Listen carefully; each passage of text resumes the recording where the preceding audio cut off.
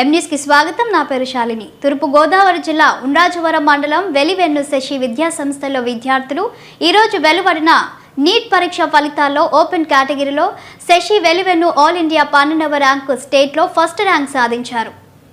Neat 2022 ఫలితాల్లో శశి వెన్ను చెందిన విద్యార్థులు రాష్ట్రంలోని అగ్రశ్రేణిలో నిలిచారని శశి విద్యా సంస్థల ఫౌండర్ బూరుగుపల్లి వేణుగోపాలకృష్ణ తెలిపారు.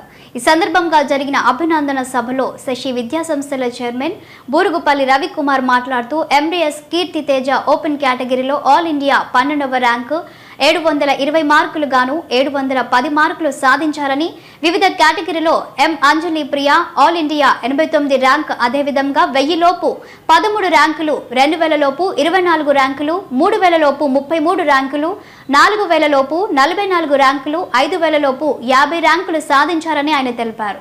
ఈ ర్యాంకులు సాధించిన విద్యార్థులను కృషి చేసిన అజ్ఞాపక బృందాన్ని, తల్లిదండ్రులను శశి వైస్ చైర్మన్ బూరుగుపల్లి లక్ష్మీ సుప్రయ్య అభినందించారు. ముందుగా విద్యా సంస్థల ఆవరణలో మందుగొండ సామాగ్రి, తీన్మా డప్పులతో విద్యార్థులు అందరూ డాన్సులతో ఆనందాన్ని పంచుకున్నారు. నాకు నిన్న రిలీజ్ చేసిన నీట్ 2022 రిజల్ట్స్లో general category all India 12th rank, అలాగే ఏపీ స్టేట్ ఫస్ట్ ర్యాంక్ వచ్చింది. ఈ విజయం రావడం నాకు ఎంతో ఆనందంగా ఉంది. ఈ విజయానికి ముఖ్య కారణమైన మా తల్లిదండ్రుల ప్రోత్సాహం మరియు సహకారం, అలాగే శశి విద్యా సంస్థల ఉపాధ్యాయులు మరియు యాజమాన్యం చూపే శ్రద్ధ, ఆప్యాయత, అలాగే ఎప్పుడూ అందుబాటులో ఉండే తత్వం నాకు ఎంతో దోహదపడ్డాయి.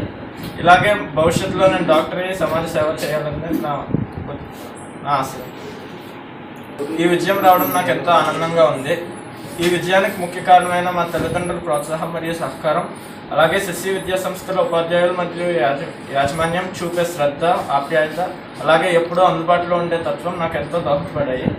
ఇలాగే భవిష్యత్తులో నేను డాక్టర్ అయ్యి సమాజ సేవ చేయాలని నా ఆశ. 7వ తారీఖు విడుదలైనటువంటి నీట్ 2022 ఫలితాల్లో మా విద్యార్థి కీర్తి Teja all India 12వ rank general కేటగిరీలో సాధించాడు. అలాగే మన ఆంధ్రప్రదేశ్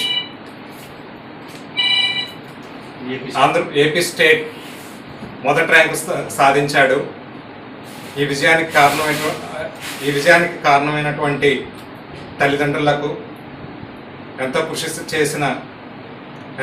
చేసిన మా అధ్యాపకులకు, సహకరించిన శ్రేయోభిలాషులకు అందరికీ కృతజ్ఞతలు.